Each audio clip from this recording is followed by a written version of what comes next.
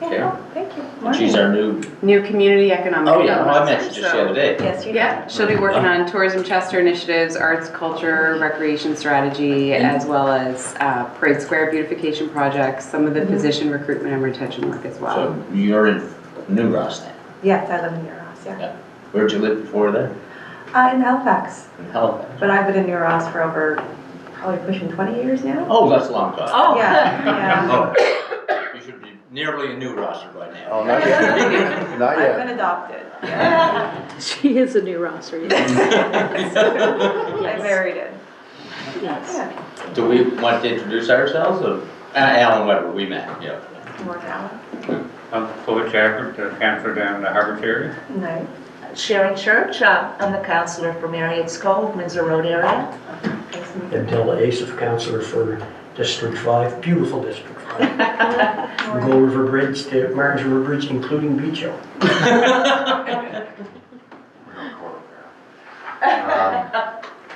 I'm Andre. I'm sort of East Chester through Gaskatog and up to Northwest Cove.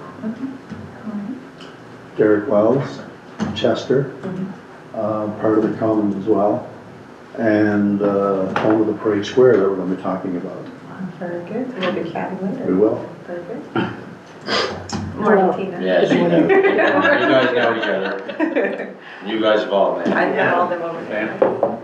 Sam, He's a I'm lawyer. municipal solicitor, so if you have any things that may have legal implications, Yeah. And every once in a while, we think he's a counselor. just give me a call. Thank you. Welcome. Well, look forward to working with you.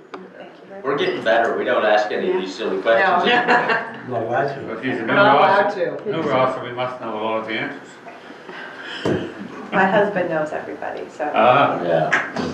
Okay, good to meet you. Thank you. Yep. Chad, you have something, somebody from body? We're going to do this during the Birdie's Way conversation, the new road. Oh, yes, okay, good, sorry. Okay, so we'll move along then to 10.1. Correspondence, Town of Oxford regarding exemption of volunteer emergency service providers from new fuel charges. And it's a little unclear as to whether what he's referred to. So I don't know if we just want to accept it or. I don't support it, so I'm not going to. No, I don't see too much really for us to do. I mean, if it's the fire departments, if it's the fire departments that are, they're not, individuals aren't paying for it. Motion to receive this information. Seconder, Second. discussion, all those in favor, opposed, motion's carried. 10.2, Luke Hanson McDonald regarding zoning to former Hallbolt property along North Street. Just here if there's questions. Yeah. What are your thoughts on the letter, Gar? I think there's been a lot of discussion about the Hobble properties is really what prompted this, and this is the Hobble properties plus some additional ones. So during the public engagement, we heard calls from members of the public that the Hobble properties are not appropriate for rezoning or for commercial or residential and should be looked at as parkland. And council, I think rightfully said we would want to hear from the property owners before we would do that, because that would be essentially taking away much of the value of the land to zone it to something like park that has very limited land uses. Which is what he's saying in his letter. Right, and so I did reach out to Colin and was connected with Luke, had a couple of good chats with them, and essentially I suggested that similar to Ms. Flynn's request earlier, that because we're in this sort of period of working on draft 2, that these requests should probably come to council for direction in draft 2. I think in terms of the merits of the letter, I mean I think there's a long history of these properties being zoned as they are, I mean certainly I think the McDonald family is well known in the community, so I mean council may have some thoughts that way. It also is a block of properties, which I think does support the request. We talk about spot zoning, and there are times when spot zoning or split zoning even can be appropriate, but in general we think carefully about those.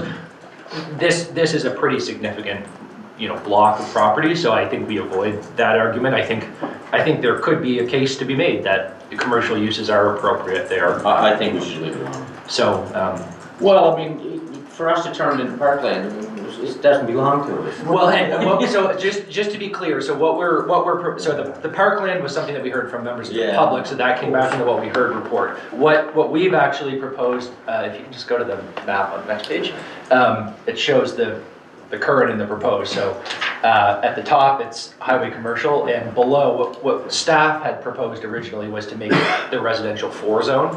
These are the properties right here. Yes, right? in red, yep, that's right.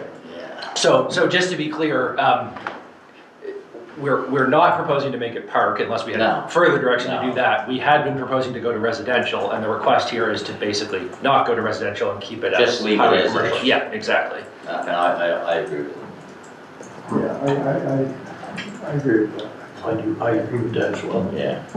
So, yeah, if that's the direction, we'll make it so on the zoning map when it comes Just back. leave it as it is, Yeah, unless just we not hear changing. from somebody else. Nobody else is saying anything, leave it as it is. Okay, thank you. Thanks, Carmen.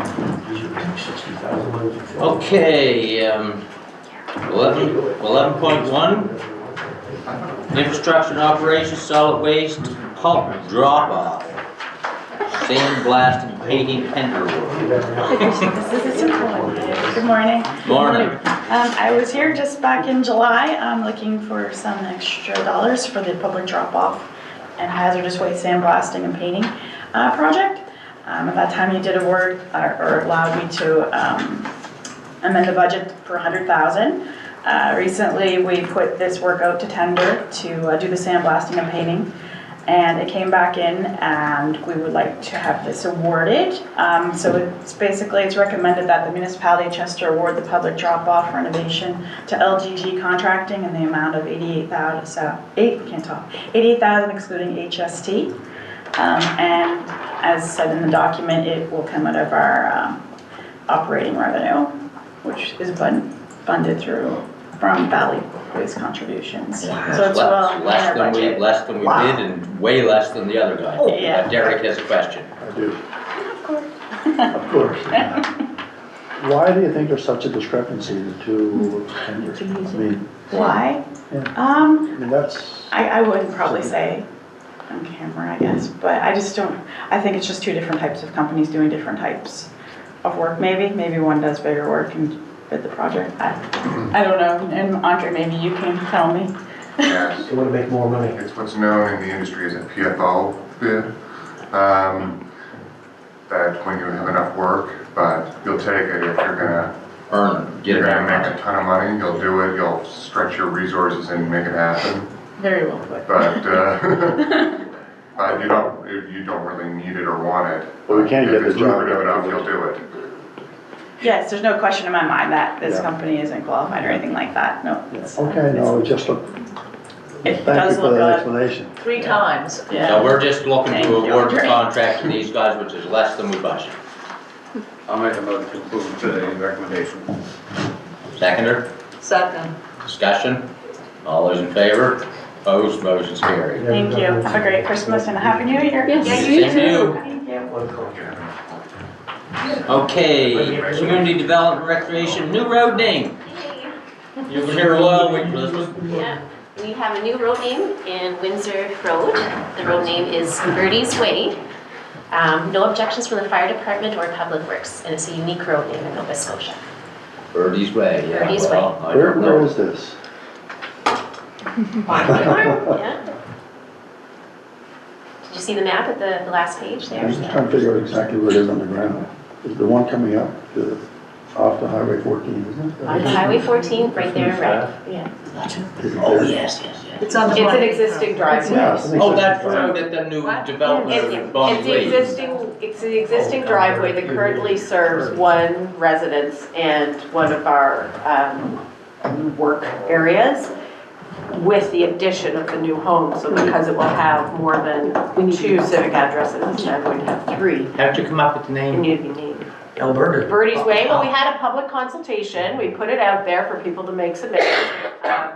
name ideas, and we received a very interesting and long list of names. And there were some that were repeated, and so there was some weighting, but there was also just a review as well as to the meanings of the top 3 names. And so I don't know if you received all of the top 3 or not, but. Bertie Baker, yes, I now. Yeah, That's where it comes from, so there's Birdie's Way, there was Alberta Pugh Baker Lane, and then there was Church Lane. Each of them had significant relevance to us Well, as an the old church organization house, yeah. and the history of the property. But Birdie's Way in some ways is a lovely double entendre of what that lane really is in terms of Birdie, recognizing Birdie as our founder. And also, and Bonnie Lee Farm very much was Birdie's Way. Yeah. As her vision, but also with the addition of that particular home on the driveway, the home to stay, that was one of Birdie's final projects that she really felt strongly about and seeing happen at Bonnie Lee Farm. So it seemed very fitting that for us to have that name come forward as well. It does, yeah. We're thrilled with that. Somebody want to approve it? I'll move that we approve the name. I second. Discussion. All those in favor for Birdie's Way? Woo-hoo! And I'll take the opportunity, I know this goes against your procedures, but I'll take the opportunity to present to council a copy of our We All Belong Here book. This is a book, you may recall, you approved a $3,000 grant towards this project. And it's an absolutely beautiful book that tells our founding story, has a profile of a few people who've been very involved in our history, and we just really wanted council to And we have appreciate that. Yeah. Thank you very much. How do you get other copies of that book? So there'll be a book launch. There'll be a book launch this afternoon at 2 o'clock down at the shop on Central, and they will be available for sale at the shop. How much are they? They will be $45 taxes in. Oh, Look at the money we saved. yeah. We're gonna take a picture. Oh, gotta take a picture Oh, of okay, picture, jeepers, I gotta take off all the stuff if I'm doing a picture. Oh, I gotta get the book out of here. There you go. Eric, you're photobombing. Good stuff, good stuff. Got it? Wait, I gotta get Derek out of the way. Okay, there we go. Oh, yeah. We don't want no Derek in there. Oh, I got that. Thank you. So thank you very much. Thank you. I hope you took the first picture. I did,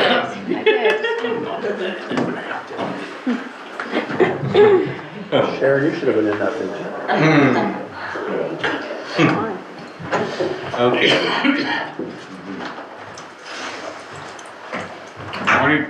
Morning again. Community Development Recreation Radio Communications Facilities. Yeah. Yeah, so brought this request for direction to get direction to continue with this project. There's a strategic priority that's identified for the municipality to review how we deal with consultation for cell tower proposals. As you may know, the federal government has the licensing approver for these applications, but the local municipality and the neighbors get a chance to provide feedback. So how the municipality does that is kind of up to the municipality for certain aspects of it. We've identified kind of 3 options in consultation with Gareth and some senior management that makes sense. So either developing a new policy document that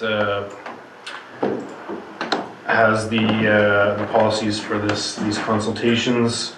There's also an option to have policies right in the municipal planning strategy. In the past, the municipality had taken that route.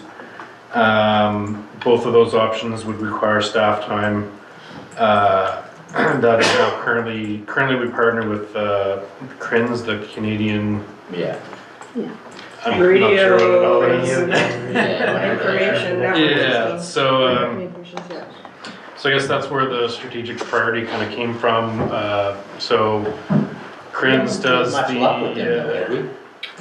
There's only been a couple applications, and yeah, they were delayed, definitely. And it came up during the plan review, I think, that council identified, that rightly so, in the secondary plan, it still refers to CRINs as handling our files, and so council had asked us to take a look at what are the other options. Yeah. And as Paul mentioned, prior to partnering with CRINs, we used to have policy in the planning strategy that talked about how we would administer that, and it was after the we did a few of those during my time here, and after the tower here that went into the village, we switched to CRINs, which on paper sounds great. They take the application fee, they run all of the consultation, and they basically provide the letter of concurrence back to council. But to Tara's point there, we've had issues in communicating. Trying to get them to do it. Yeah. And they've actually identified their own issues as well, so they're doing a big reorganization as we speak, and are going to move to a consultant.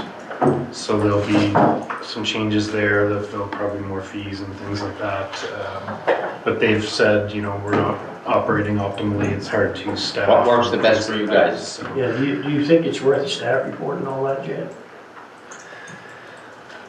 Well, I think, and Paul, I leave it to you in terms of, but so there's policies in the municipal planning strategy saying we partner with CRINs. Yeah. And so that would have to change if we're not. We have to have some sort of policy, I think. Yeah. And I think because we're asked to provide a letter of concurrence, so we need direction from council on what process do you want to have in place to get you to that letter of concurrence and comfortable with signing it, who should sign it, and all of that. Yeah. So we do need some sort of policy, whether it's land use policy or separate. And some of that comes from the federal government and Industry Canada on what needs to be done before one of these Well, we're supposed projects to consult or goes. something. Right, Yeah. and so I think That's from right. staff's preference, we would see either, if there's faith in CRINs to stay with CRINs, or to pull it out of the planning strategy and have it as a standalone policy of council, because that makes it easier to amend, and we don't have to go mess with the planning strategy every time. And there's really there's also the perception issue of having it in the planning strategy actually gives it the perception that we have more authority and And we control don't. than At the end of the day, the feds do it anyway. Exactly. Yeah. There's very few things that we can actually push. All of the things that people normally cite as reasons why it's inappropriate are basically null and void according to Industry Canada. Yeah, you can't do property anything. values, those kind of things. So that would be another reason to kind of pull it out and acknowledge that here is the process.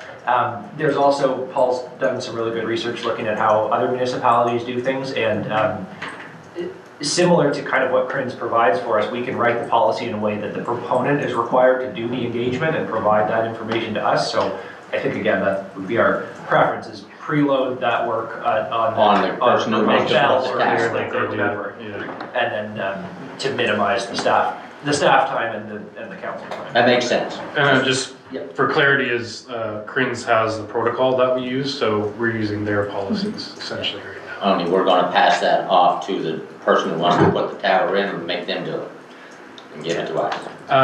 So the additional staff time, if we went away from CRINs, would be a little more coordination with the proponent or the applicant. Yeah. And then also writing the staff report that comes to council for the After we concurrence. get their stuff, yeah. So.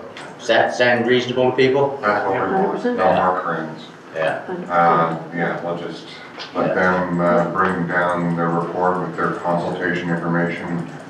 You guys tell us what you think it said, and I'm sure there'll be some sort of rudimentary, compatibility against our land uses and stuff like that, and we'll provide some sort of commentary back. At the end of the day, it won't matter. But we can't say no anyway. Yeah.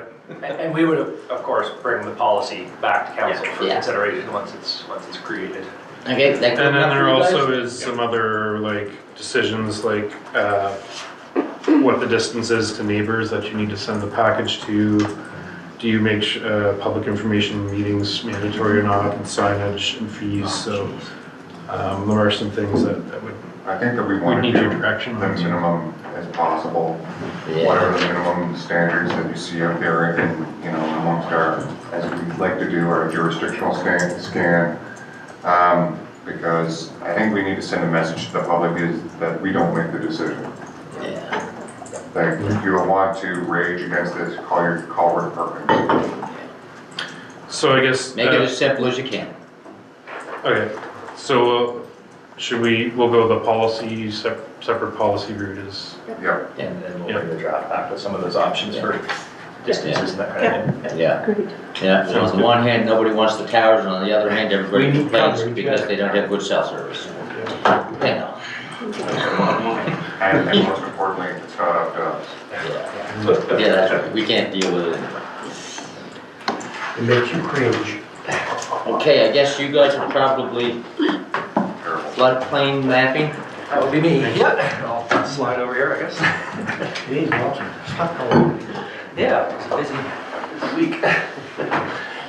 Okay, so this is a funding opportunity that we have been offered from the province. The offer on the table is a $100,000 grant, and the purpose of the grant is to conduct public engagement and data collection to prepare for having flood mapping created. So this is not to create flood mapping, it's basically to get us ready to go. So just to talk a little bit about the program, so it's the Municipal Floodline Mapping Program. The intent behind the program is to help municipalities address and plan for inland flooding and lower barriers through cost for municipalities to do that kind of planning. It's a partnership between Department of Municipal Affairs and the federal government, which is where most of the funding is coming from. The program is currently set to end in 2026, but possibly 2027, and basically by the end of that program, my understanding is that there will be floodplain mapping created for every municipality in the province. What we're being offered now is a chance to partner in that process or not, essentially.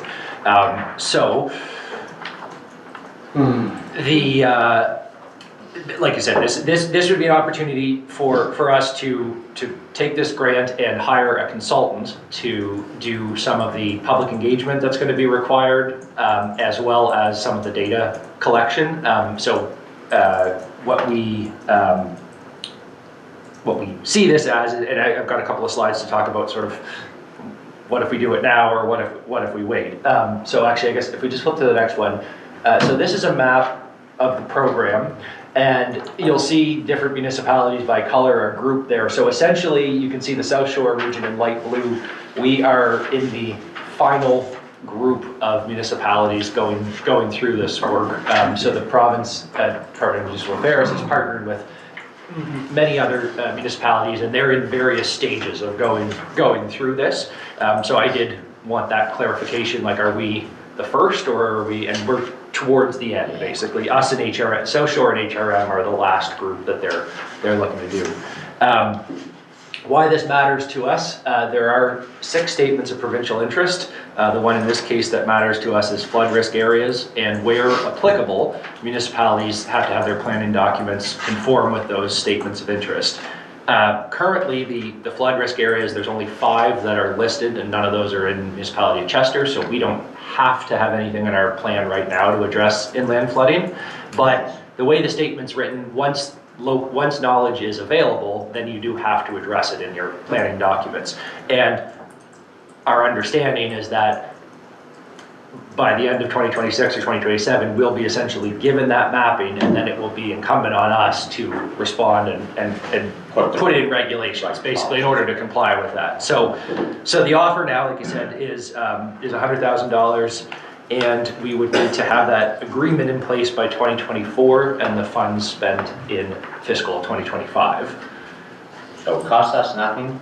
Right, yeah, that's right. That's wasn't my question. Yep. That was your question. So what we're committing to if we do, what we're committing to if we do go forward with this is completing chapter 1 of the municipal floodline mapping document.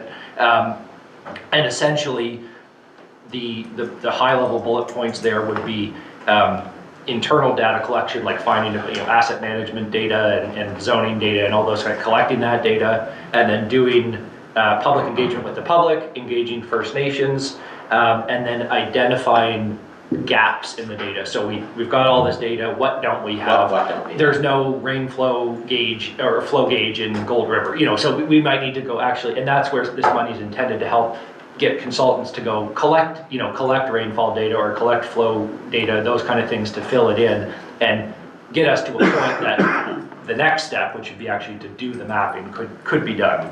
So the commitment will be to complete chapter 1 of this document. Just a question. Yep. Just inland flooding. How Yes. far from the coast do you have to be before they call it inland? That's a good question. They often refer to it as riverine, I believe is how I'm pronouncing that. So it's essentially rivers, and it's a good question about where the... Well, most of the rivers flow into the ocean. Yes, and usually, so that area is typically called the estuary, where the river meets the sea, and so that would be part of this defining where the boundaries of that start and stop. The intent is not to do coastal flood mapping as part of this program. And it's not a defined distance, it's a more so that nuanced. Yeah, that's right. There's no hard definition. So that would be definitely part of the discussion when we actually had the mapping and then when we were implementing regulations to it. Okay, Andre, you had... Yeah, I'm just interested in what you were talking about with collection of data, because normally in the past I've seen they would use basically like LiDAR to find your watersheds, and then you'd apply like 1 in 100 or 1 in 500 year storm or whatever you want to do. And then that would define the amount of water coming down through those watersheds, and then you could gauge the actual, you could assess the amount of flooding. It's just a big computer model. Yeah. And in this case, are you suggesting they would actually be on the ground taking information? That's my understanding, and that would be part of what we would do with the grant, would be to hire a consultant to get us, part of the scope of their work would be to get us project ready for having the mapping done. So part of their scope would be to identify, look at the data we have, and then identify what actual collection would be needed. And just to differentiate, so when the actual floodplain mapping is produced, which is separate from this program, there is a provincial specification that all the floodplain mapping for the entire province will be adhering to. So we would basically be asking our consultant to say, get us ready to have mapping done according to that specification. So as part of this chapter 1 stuff, is it a big part of it is doing the community consultation, say, it's coming? Yep. Because of course, we heard a little bit about our neighbors to the west. They did some, and there's always going to be properties that are prone to flood. But when you identify it and start to prepare zoning that says, you have restrictions now on what you can do on your land, people get crazy. They get a little excited about that. But they also get excited when they have water in their basement. Yeah. So I think this is a great thing. Oh, we got to do it. It's a good thing, and there's going to be people, and we have to manage that expectation. So getting out in front and starting to prepare people mentally for what's going to come is a good idea. I think, Garth, the next slide, I think, has some work, because we have done some work on this. So you might all be wondering, well, what happened to that? So we did, the MOC and Modal partnered and had LiDAR flown a number of years ago, and then contracted CBCL, and council probably remember that, came back to council and with the preliminary maps. Essentially, as Councillor Vino alluded to, Modal was a bit ahead of us there in terms of getting out to the public, and when they got to the public, they quickly pulled that program back, mostly because there was the data quality, particularly the upper reaches of the river systems, was at a level that we weren't comfortable with in terms of creating regulations based on a plus or minus error of 30% or more, and the reaction to those initial presentations. So how that would fit into this, I would suggest that we do have that data, so I would suggest it would be made available to the new consultant to review and utilize as they see fit. How much of it they can use or not, I'm not entirely clear on. Della? Just on that piece about the public consultation. I've had several calls from people in Modal concerning this issue. Yeah. And The way I feel about it is if we're gonna do the mapping and the LiDAR and say, you know, these are floodplains. Me personally, I think if we provide that information, for us to turn around and tell the person that they can't build there is not what I think we should be doing. That's just me. And that's the biggest pushback that I've heard in Lunenburg County in Moore. Because every piece of land is not the same. You could have someone that's, you know, has a piece of land that, you know, is 300 feet in the air from the ocean. Or not 300, but whatever. And someone that's right on. So to me, it's too much overreach for government. If we provide the information for floods, where the floods happen, if you're silly enough to build a house there and able to get insurance, that's on you. That's not on the government. That's just my opinion. Yeah, but this is, we decide on whether we'll have regulations after the fact. This is just. To a large extent, however, there are, in that statement of interest, there are some stipulations. So once flood areas are identified, things like hospitals, nursing homes, There are certain cannot land be uses that built you have to there. regulate, Yeah, and there are certain. Well, that's provincial regulation. And what it says about other types of development is. Residential is what I'm interested in. Yeah, and it basically says there should be flood mitigation measures in your residential construction, and there's some nuance or, you know, But that's gonna be mandated. it's coming anyway, basically, is the, like, if, this essentially is a chance for us to Just to identify. get out and talk to the public. Yeah, sorry. But if it's mandated through the province, that's a different thing, or the federal No, the government. province is mandating that we have regulations. Yeah, but they're gonna You know tell us what, we have no and choice. there's a separate, because they passed that Coastal Protection Act 2 years ago. And it's been not put on the floor in the provincial government because the province wants to put it on us. Yeah, so. And that's what I don't agree with. Yeah, this is two separate Yeah. issues. The coastal stuff is one issue, and then this is the Another. provincial Well- statement of interest on inland flooding and flood risk areas. So it is difficult to, but it's a similar, I suspect there'll be a similar approach taken to coastal yeah. as this in the future, so. Well, if they tell us, then, okay, on. Why do we have a building code? Why is it that people can't just build any old shack and then? Yeah, but you're comparing apples to oranges. No, I'm not. Yes, I'm you are. talking in just a moment, because I have the floor. Thank you. We have a building code because there's safety involved. We don't want people to do things. Sometimes people just don't know and they build things and it becomes a safety risk. When we had those floods in the summer, this past summer, there were people that had to be rescued from their homes with a loader. They had to sit in the bucket of the loader. Okay. So that's the reason why we have to have planning that includes mitigation of flood, because it's a safety issue. I understand that, Andre, but you knew when someone built those homes years ago, they didn't know that, okay? We know that now. We know, we're providing them the information that said if you build a house here, this is what's gonna happen with all the signs we have. So if you build that, that's on you.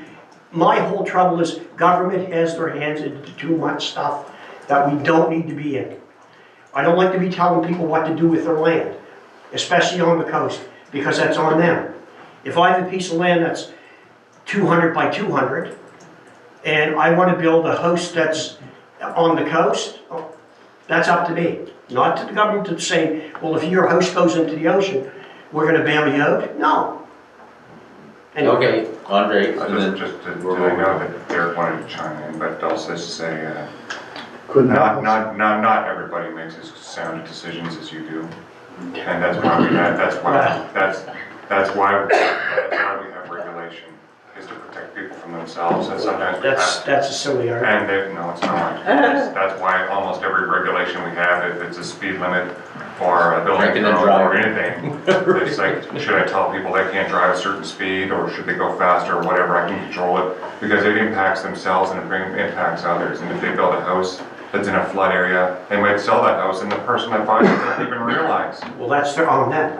Yeah, I know. Every argument you make that has to do with safety can be said, well, you know, that's on them, it's buyer beware, but it's not. No, if you And- drive a car 100 miles an hour, Andre, you're putting someone else's life in danger. And if I build a If I house, build a that's house on a floodplain, who am I putting in danger, the Andre? person that buys it after I'm Okay, dead. there's Anyway, that- no you're not point, convinced. no point in this. Anyway, I Derek, I'm telling you, you're dead wrong. Pardon me? You're wrong. In Just your telling you, opinion? in my opinion, Yeah. in my humble opinion. In your opinion? It's on them now, but when something happens, then it's on us. we end up paying for it. And planning is important here, and we have to do it, so. Anyway, I just don't, I'm not swayed by your arguments, put it that way. You know? anyway, this I'm is just usually- an opportunity to find out what the problem is. I'm usually swayed by your elegant argument. Oh, not well, this you time. know, I feel very strongly about I know. too much government push.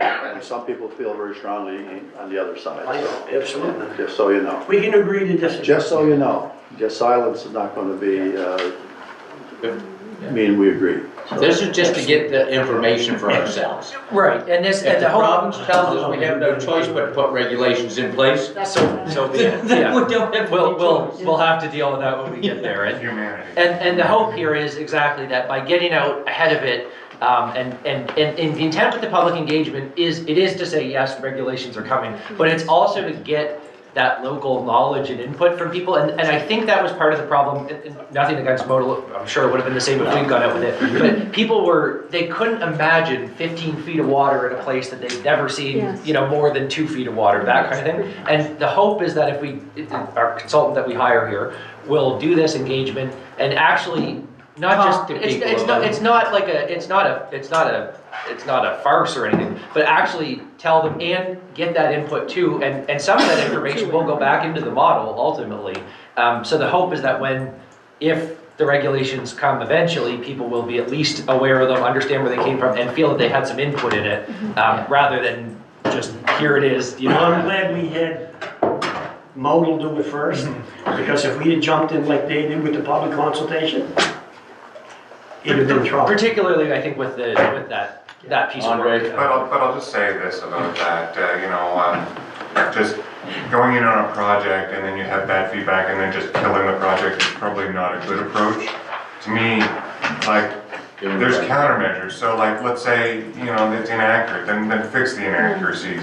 If people don't like the restrictions, then provide some options, like say, maybe with good design, you can mitigate the risk, something like that. If you provide room in your policy that you build around these flood areas, then you can still develop your land, but yeah, maybe you need to hire some professionals or something to help you so that you don't end up in that situation, or it has to be above a certain height or whatever. Like it's just being thoughtful about it, but just saying, okay, well, we tried, everybody got mad, now, well, it's like we're just gonna just run and hide. Well, that's a bad idea, and it makes government look like they don't know what they're doing. Okay, what do you need from us? So, yeah, basically, maybe we can just, I think I'm reading the room here, so maybe if we swap to the last Yeah, we wanna do slide, it. which is just sort of on the next steps, if we do proceed. So if we do wish to proceed, basically, I think just direction to staff, we'll advise municipal affairs, and make sure that we have funding arrangement. Do you think that funding's sufficient for that? I think so, and we did clarify with them, like, if we go out to RFP for this consultant and it comes back above 100,000, they said they're willing to discuss that with us, and they may provide an exact amount in that case, so, but they did feel that it was a pretty appropriate amount. So basically, we'd form a working group here with, you know, development, public works, records management, communications and corporate services, and then Jonathan has graciously offered to co-lead this project with myself. And then essentially what we would do is work to pull. Do you want Adela on your committee? So we basically pull together what information we have ourselves, and then pretty quickly work to get the RFP ready for the consultant, who, again, given the intent here is to use this money to get most of the work done by the consultant and just be overseen by staff. And so then when we're finished, we would be theoretically tender ready for if and when we do receive the actual flood data mapping in the future. Are we all good? Yes. Yes, please. Yeah. Great. Go good with it. Thank you. You want my number?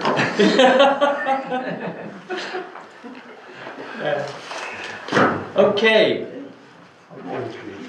Request for a decision, Chester Minor Hockey Designated Community Fund is their money and they want us to give it to them. So moved. Second.